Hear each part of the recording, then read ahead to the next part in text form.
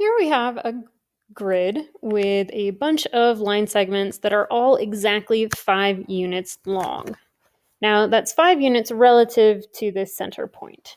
So you can see like this is 5 units to the right, this one's 5 units to the left, 5 units up, and so on and so forth.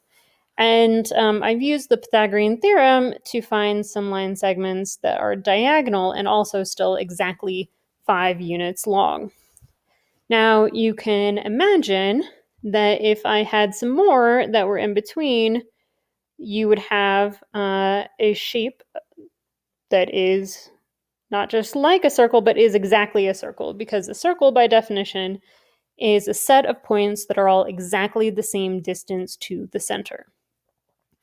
So, we learned how the distance formula is related to the Pythagorean theorem, and I used it here. Well, I used the Pythagorean theorem to find some radii of this circle. So today we're going to learn how you might represent a circle that is graphed in the coordinate plane as a set of points, or what type of equation we could use to summarize all of those points. So here I have just 2 different lengths that have the same distance. I took them from the same set from the last screen, and here we have one length that's 5, and that one's easy to count because it's just horizontal. I can go from here to here and just count it out. But for our diagonal ones, we can't just count diagonally. We have to use the distance formula, or we have to use the Pythagorean theorem. So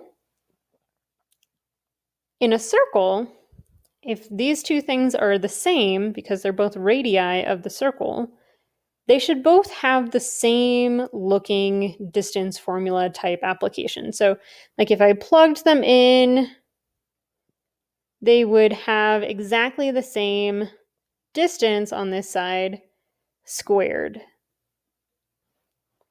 So if this is the distance, and this is like the y difference, and this is the x difference, they're both going to end up with the same value that they're equal to, the same distance. What we do when we're making a circle is we're summarizing that all of these things, all of the possible points, are all going to end up with the same distance formula ratio. And so what we do is we make it into this generic format. What we're saying is that the difference in the x values, so the difference between the point and the center, or the x value of the center in this case, and the difference of the y value for that point and the y value of the center, is always, always, always going to be equal to this fixed radius squared. And it's the radius squared because they decided not to do the fancy square root thing like we had in the distance formula. So in this case, I'm not putting a specific number in here. This is representing this, well, the x and the y are representing any point on the circle. And that even includes like the weird fractional points. Like you need a smooth surface, so there are infinite points going around that circle. And I'm just picking out some easy ones here because they're easy to draw. But all of the points on the curve count, and they would all fit into this formula. This formula would work for any of them, and it would be true. It would be equal for all of them. Now, to write an equation for a circle that's given to you, you're going to have to find the 2 pieces of information that are required to make that formula. The first thing you need to identify is where is the center of the circle, and what are the coordinates of that point. And we label those coordinates h and k.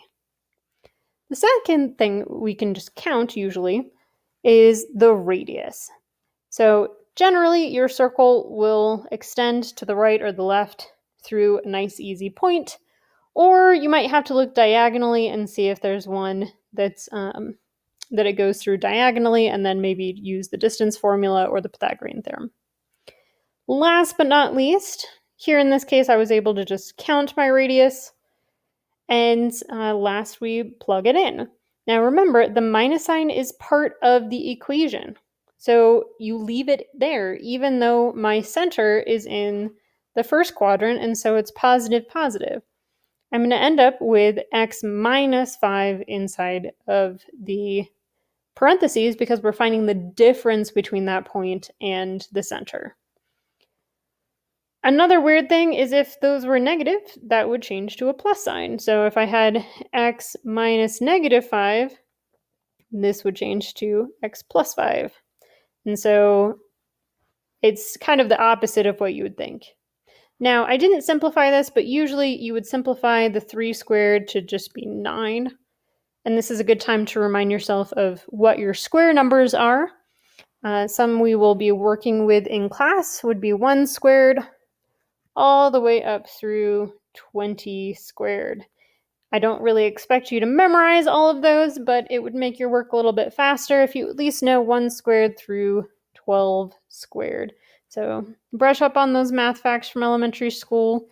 But luckily, you only need to know 1 for each of the numbers. So 1 times 1, 2 times 2, 3 times 3, 4 times 4, and so on through 12 times 12. All right, see you in class.